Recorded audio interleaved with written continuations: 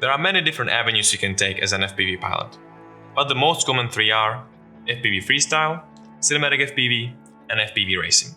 FPV freestyle is all about smoothly navigating through your environment while doing tricks along the way.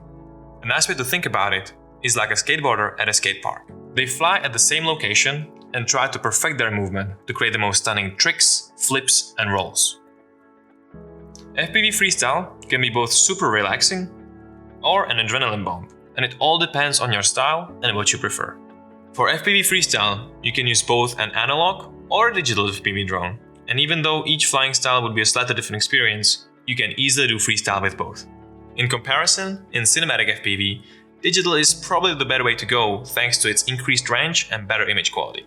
That doesn't mean that you cannot fly cinematic FPV with an analog drone, but you will generally have a better time with the digital system, especially if you're a beginner. Cinematic FPV is all about capturing the world around you in the most eye-pleasing way possible. Whether it's surfing down mountains, cliffs and waterfalls, or chasing bikers at a racetrack, the goal is always to fly as smoothly as possible to create a feeling of this ethereal floating camera for the viewer. That is also the style of FPV that I'm the most familiar with. Lastly, we have FPV racing, in which analog is the clear winner. Thanks to its lower latency and generally lighter weight, it's much more suited for this style of flying. FPV racing pilots are all about speed.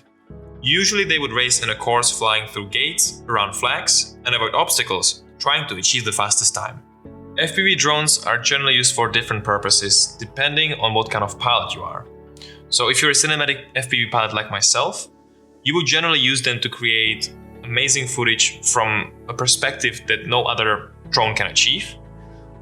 If you're an FPV freestyler, you would use them to get an adrenaline rush by flying and jumping around obstacles and doing different tricks. And if you're an FPV racer, you would obviously use them to achieve the fastest time in a lap.